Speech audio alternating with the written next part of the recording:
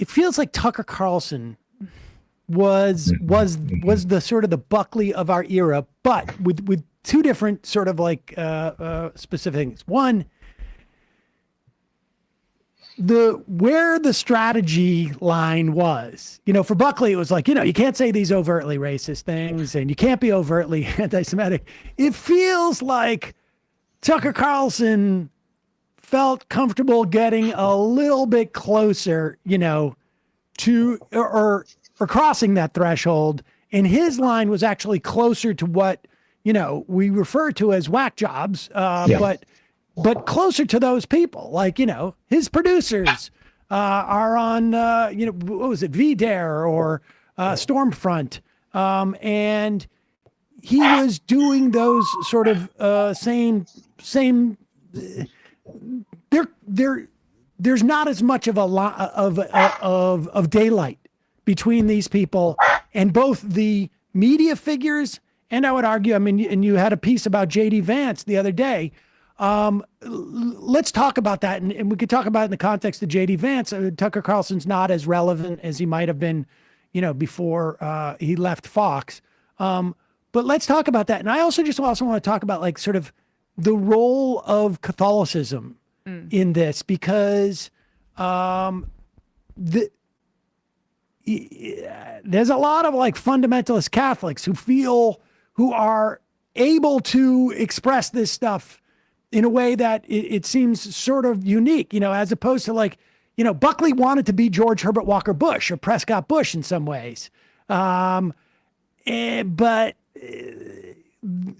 much of like this fundamentalism we're getting today, whether it's on the Supreme Court or from like people like Novak, Robert Novak back in the day, these are like Opus Dei people or, fundamentalist Catholics. Talk about that strand too, when we talk about J.D. Vance.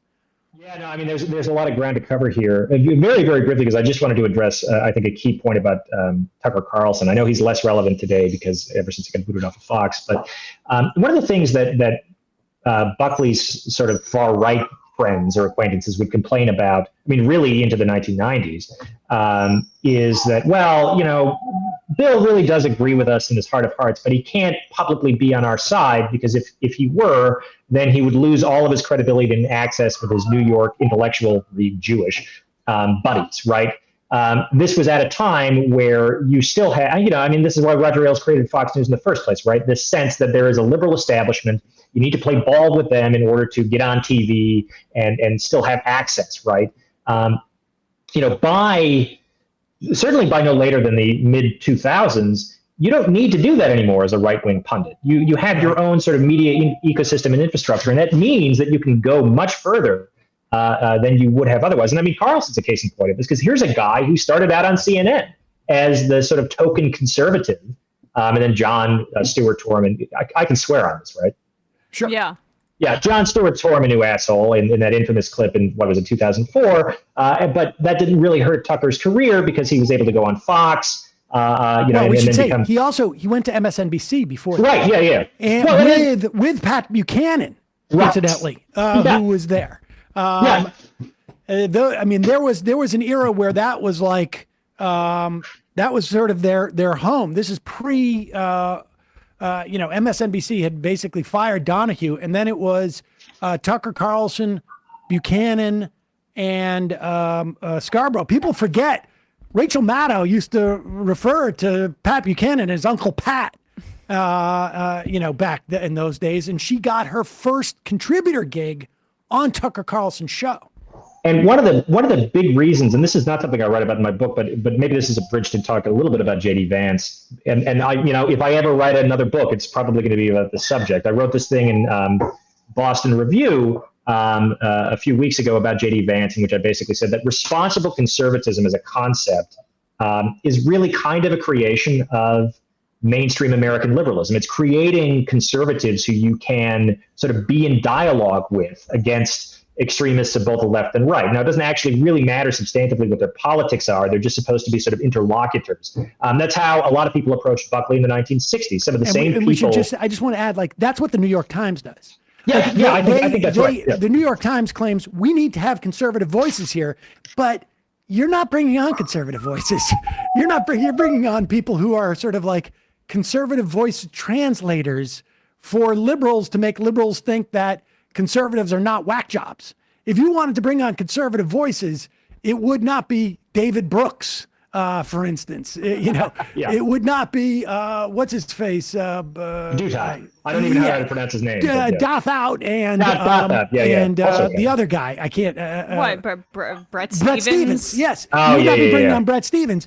You would be bringing on, you would have Rush Limbaugh write a piece, or you would have had, whomever, Tucker Carlson, or for that matter, Steven Crowder or whatever. I mean, that's who you would bring on. Yeah. And so I mean, MSNBC brought on Tucker, but especially Buchanan in the early aughts, in large part because of his opposition to the Iraq War, right?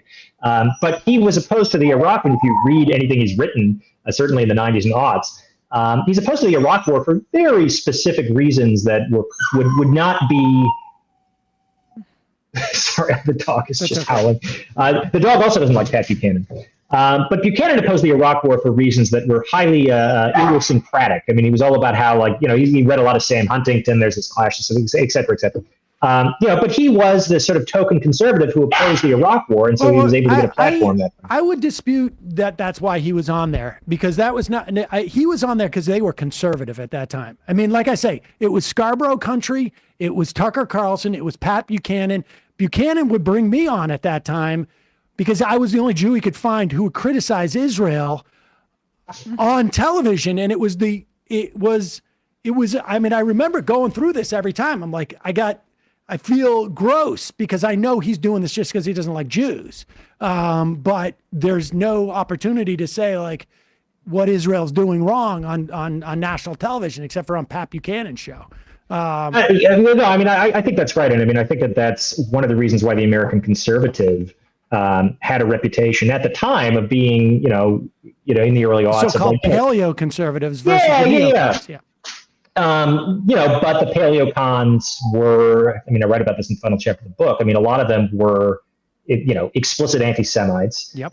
For a variety of reasons, some of which are more, there was a lot of resentment. Buchanan was pretty explicit about this. A lot of resentment to that. He felt that the neocons sort of pushed him out of the movement that he had helped to build.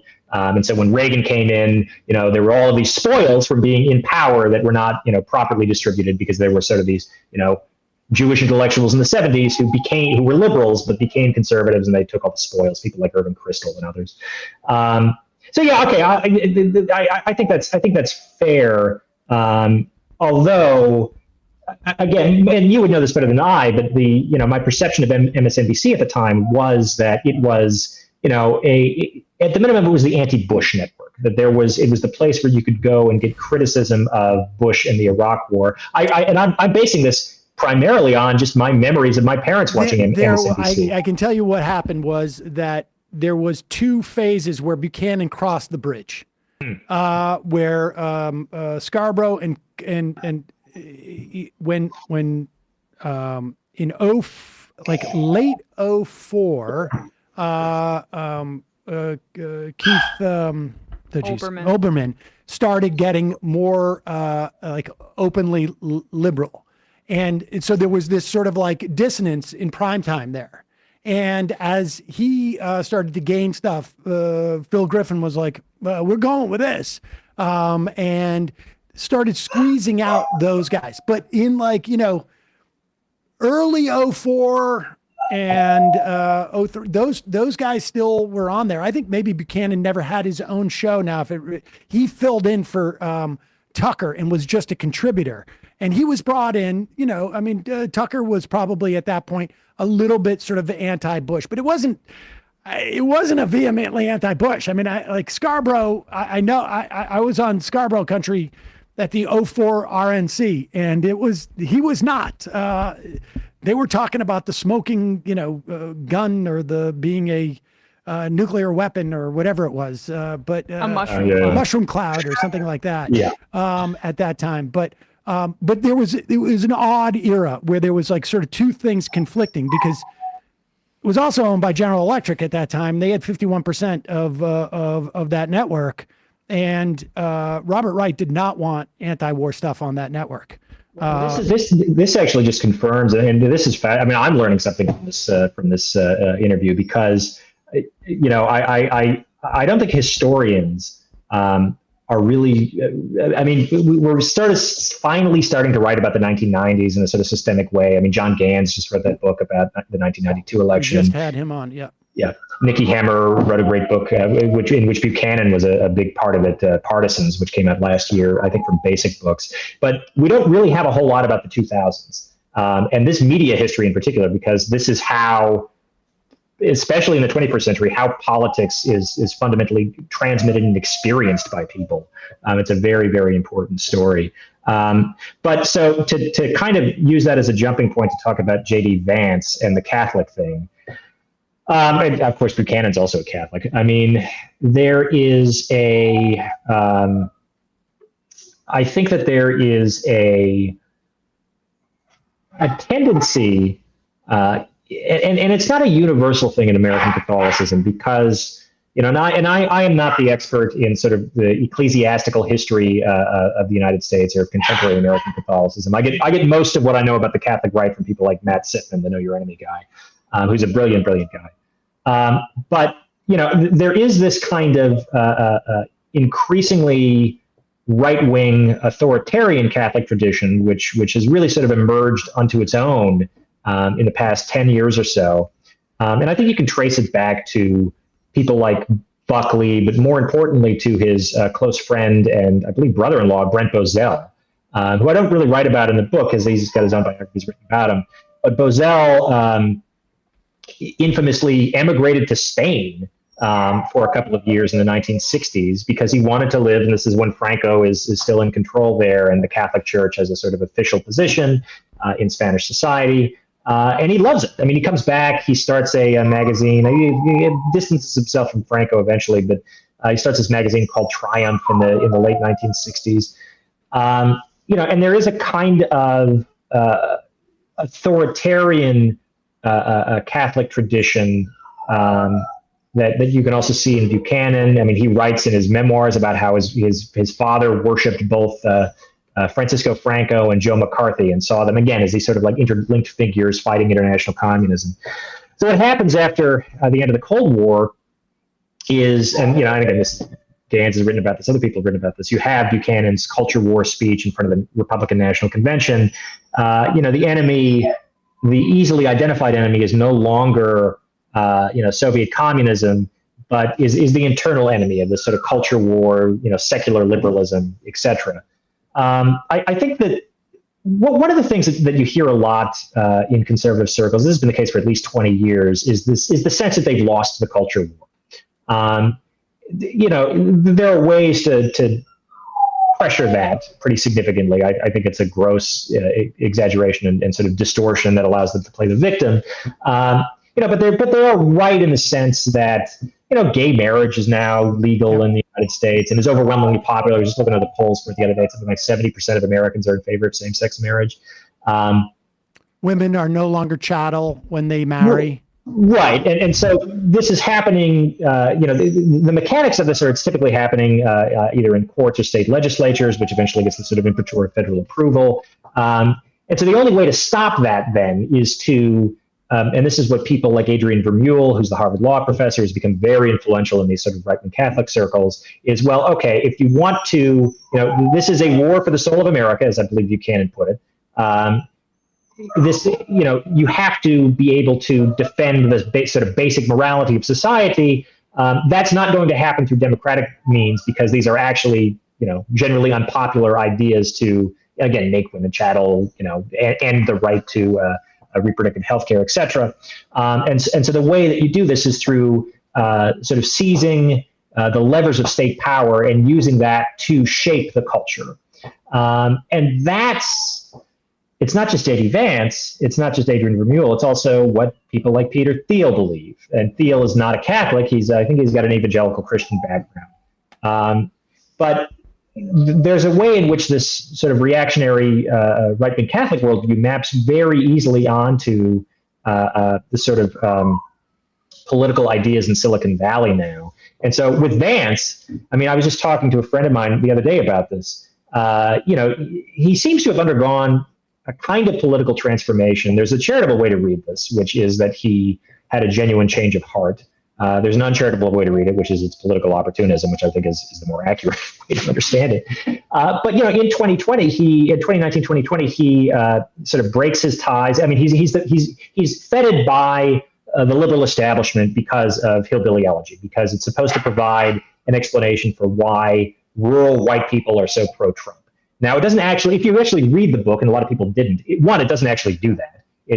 Two, it's basically just blaming poor people for their poverty. All he does is he uses the same racialized tropes about welfare queens and redirects them from the sort of traditional targets of urban minorities to rural whites. Kevin Williamson, who was a National Review contributor, did the same thing for a time in the late 2010s as well.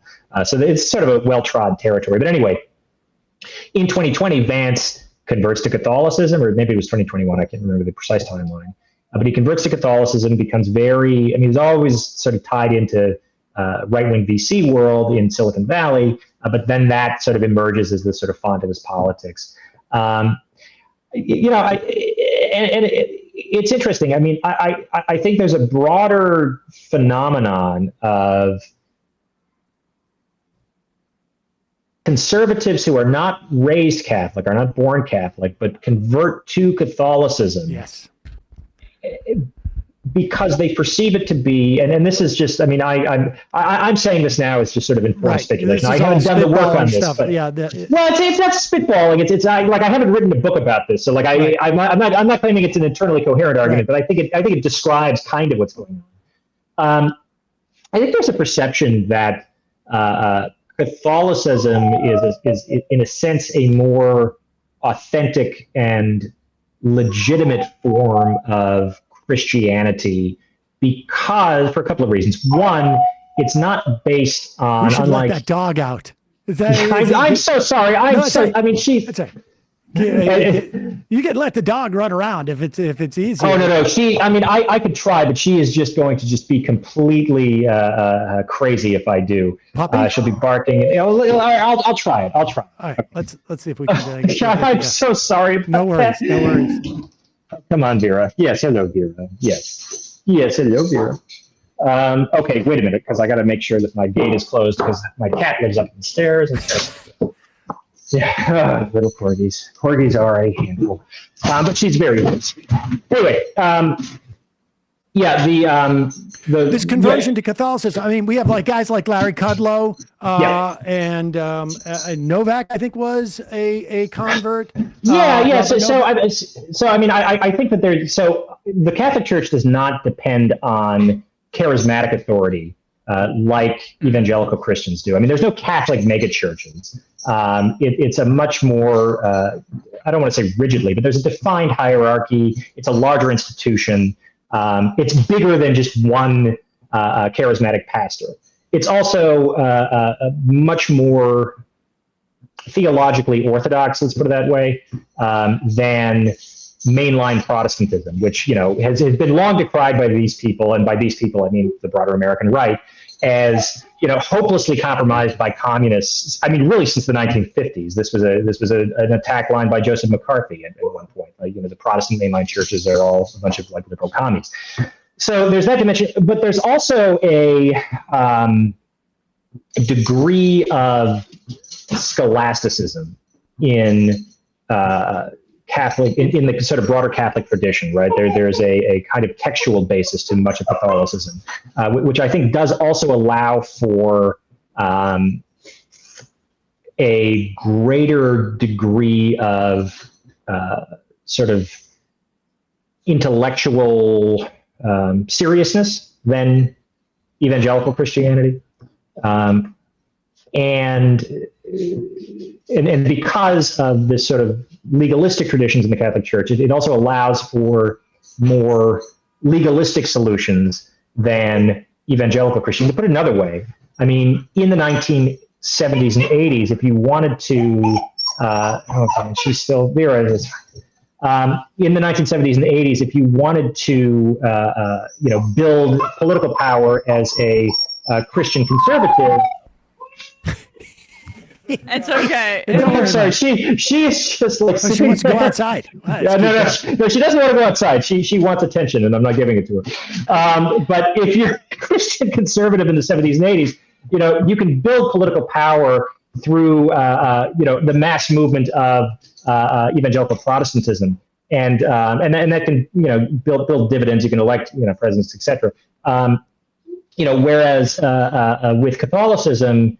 With right-wing Catholicism, again, because of the intellectual traditions, because of the tradition of Francoism and other things, you can think about ways to use state power to shape your sort of preferred outcomes. One of the people who is actually really worth reading about this, even though he's such a weirdo, which is why I love to read his stuff, although he's no longer a Catholic, is Rod Dreck, right? He wrote.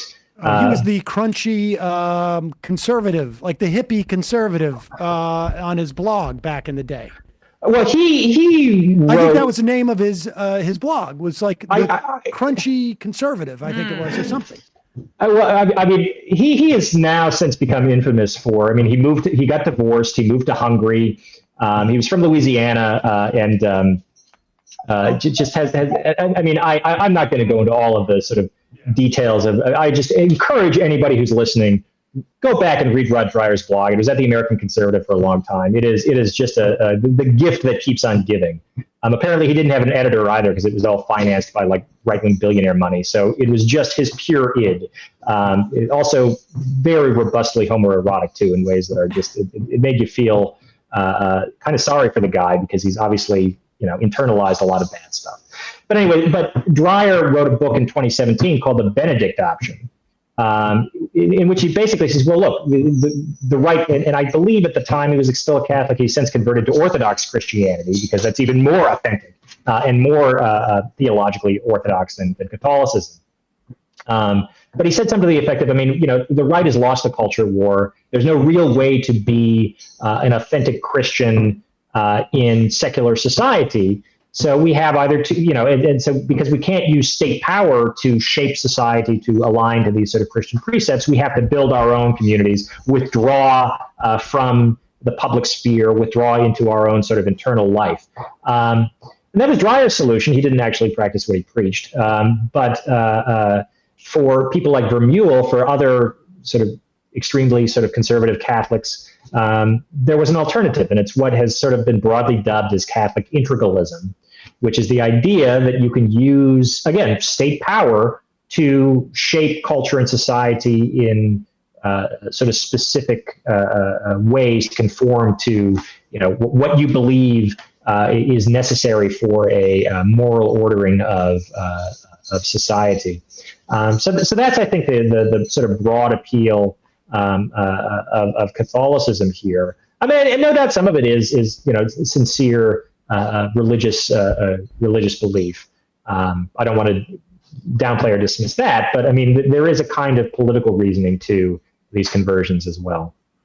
Well, all of this is fascinating stuff, and this is like the dovetail between sort of like the Mont Pelerin sort of ideas, which sort of coincide with that, but more in terms of like industry, and the Straussians, who were very prominent, like in the second Bush administration. The Bush W administration.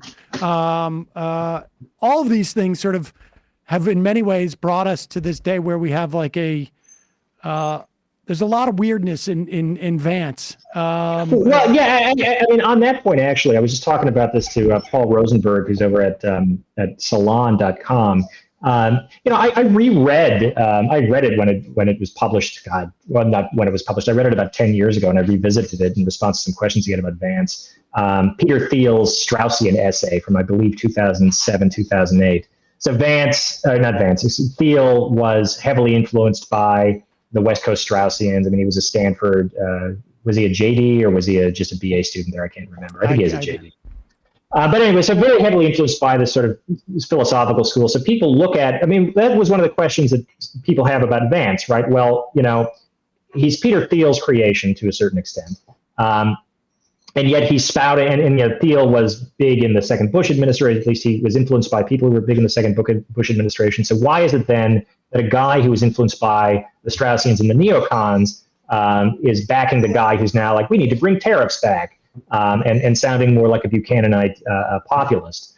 And I mean, one of the things that Thiel wrote in that essay, he had a long sort of digression about how one of the great insights of Strauss was that when you're writing political philosophy and political theory, you have to prime your audience into sort of reading between the lines. So only people who really know what you actually mean kind of get it, because what you actually mean might be too spicy for the mainstream, that sort of thing.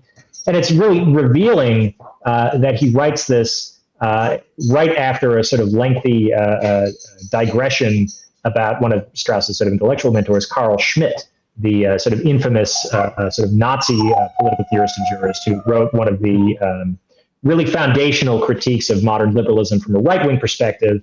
His whole thing is how, among other things, about how politics is all based around the friend-enemy distinction. You reward your friends, you punish your enemies, and that's living authentically politically. And so, I think that I mean, an uncharitable, but I don't think necessarily inaccurate understanding of that essay is, well, it's not, it's basically saying, well, look, like, the fascist critique of liberalism formulated by Schmidt is fundamentally correct. And that, we might be advocating for policies and political ideas that are, broadly unpopular. But what is popular is this other stuff. And so if we can align ourselves with this sort of reactionary populism, then that gives us an opportunity to enact real sort of political power. It's exactly a spoonful of sugar makes the medicine go down. And I mean, this is exactly what Murray Rothbard, who is the sort of famous anarcho-capitalist, ultra-libertarian guy, concluded in the early 90s. I mean, Rothbard, I remember actually, I talking to John Gans about this at the very early stages of when he was starting his book project, because originally it was supposed to be, as I understand it, a biography of Murray Rothbard, which is I think he made the right decision in writing his book the way he did. But Murray Rothbard, oh God, Vera.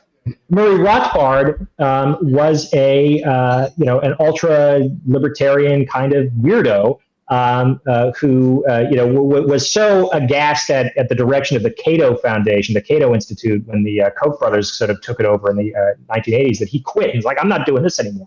By the time he died, he was a hardcore Pat Buchanan supporter.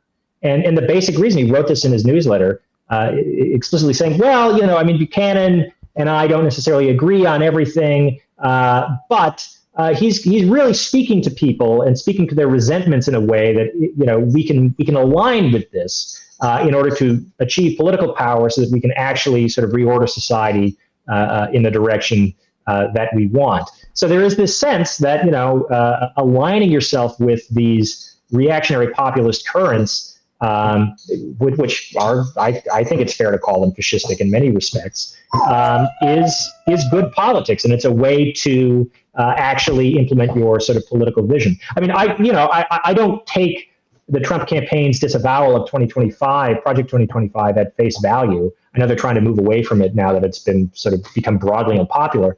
But in the, I think now, fortunately, increasingly unlikely event that Trump is elected, that is going to be substantively the governing philosophy that they implement, because that's where the Republican Party is. Substantively, I think it's going to be it. Like, they basically have completed their project. They're just ready for, they've aligned all of this sort of ideology. They're still hiring or collecting resumes. They're setting up the pins, as it were, and you can't do much more. Once you've set up the pins, you got to wait for, to see if Trump wins. All right. Well, David Austin Walsh, the book is Taking America Back, The Conservative Movement and the Far Right. It's a fascinating read, very important, both in the, hopefully less likely a chance that Trump wins. But regardless, this strand of American conservatism mean, even if be strengthened. Yeah. I mean, even if he loses, that's the thing. Even if he loses, it's not going to go away. And I can't predict what's going to happen in 2025 or beyond, especially if Trump loses with American conservatism. But I mean, the party has been so fundamentally transformed by Trumpism that it's hard to believe that we'll see, at least in the short term, the kind of Clintonite triangulation, except from the right. That I think is the media certainly is primed to expect, but I don't think it's going to happen.